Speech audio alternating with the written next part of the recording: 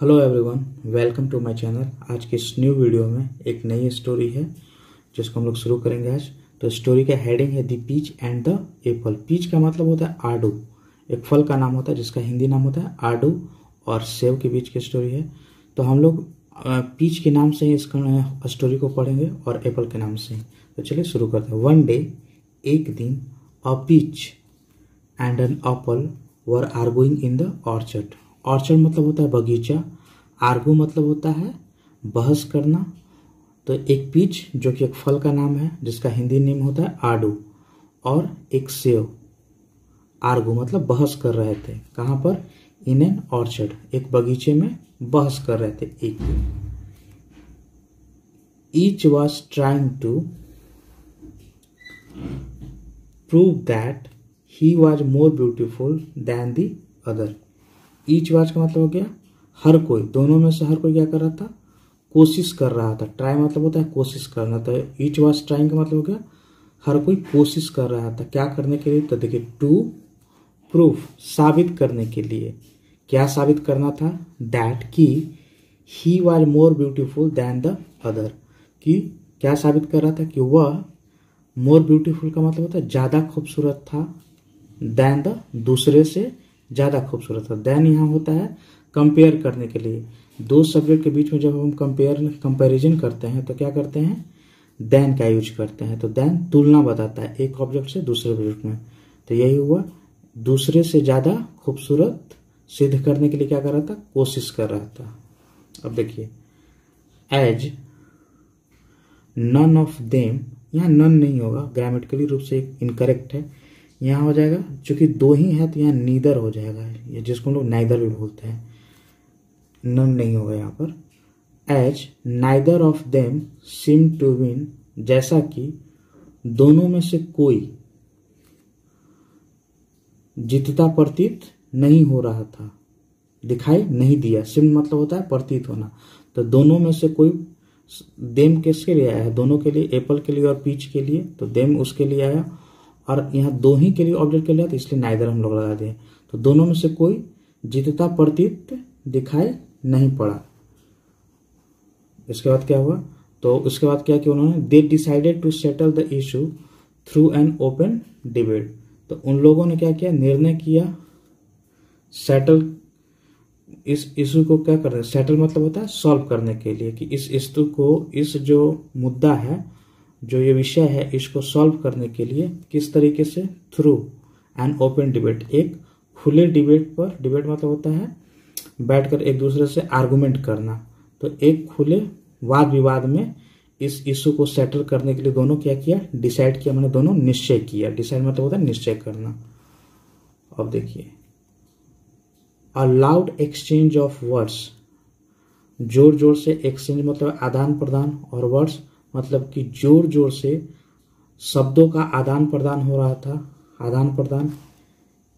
Begin again मतलब a loud exchange of words, begin again मतलब कि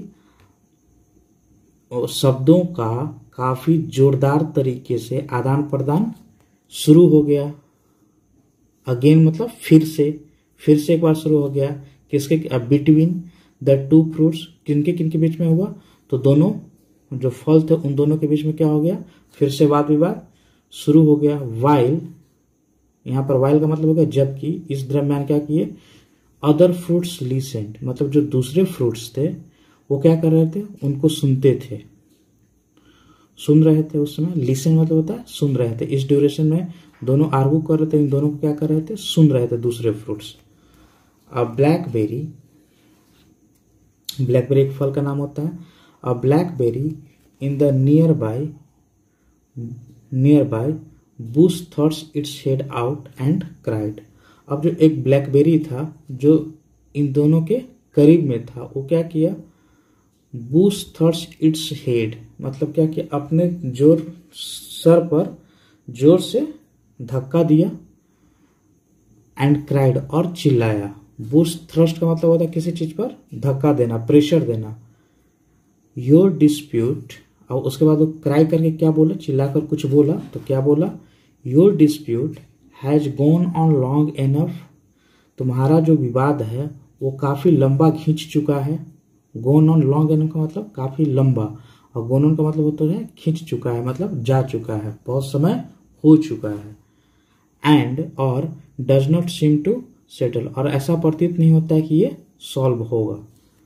ठीक है, there is nothing that you will gain from it, और उसके बाद क्या करता है कि ऐसा कुछ नहीं है। नथिंग का मतलब होता है कुछ नहीं, ऐसा कुछ नहीं है जिससे, दैट यहाँ किस, उसका मतलब क्या होगा, जिससे तुम कुछ प्राप्त, जिससे कि देयर इज नथिंग दैट, ऐसा कुछ नहीं है कि you will gain from it, तुम इससे कुछ, तुम इससे, फ्रॉम इट मतलब इससे कुछ प्राप्त करोगे, तुम कुछ प्राप्त इससे, ऐसा कुछ नहीं है कि नहीं करोगे।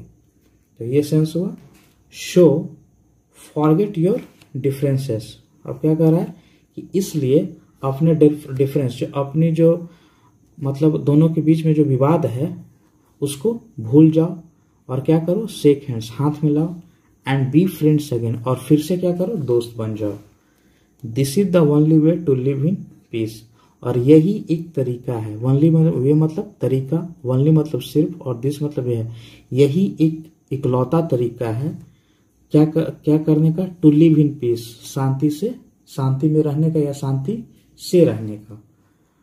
अब उसके बाद loudest quarrels are often the pettiest ones, अब कह रहा है कि जो ज्यादा जोर शोर से जो लड़ाई होती है, जो झगड़े होते हैं बोल बोल कर जिसको, वो अक्सर क्या होते हैं, तो छोटे लड़ाई होते हैं, जिनको काफी जोर जोर के मुंह से थेथरोलॉजी जो करते हैं, वो काफी छोटे छोटी लड़ाइयाँ होते हैं जिनको हम हल्ला गुल्ला कर कर लड़ते हैं। यही था। अब उसके बाद मॉरल ऑफ द स्टोरी क्या है, intelligent people tend to avoid conflict, अब जो बुद्धिमान लोग होते हैं वो क्या करते हैं, अवॉइड करते हैं, बचते हैं। कॉन्फ्लिक्ट मतलब होता है लड़ाई झगड़े से, तो बुद्धिमान जो लोग होते हैं वो लड़ाई झगड़े से बचते हैं। तो यही आज की स्टोरी थी। अगर आपको अच्छी लगी तो लाइक शेयर और सब्सक्राइब जरूर कीजिएगा। Thank you very much.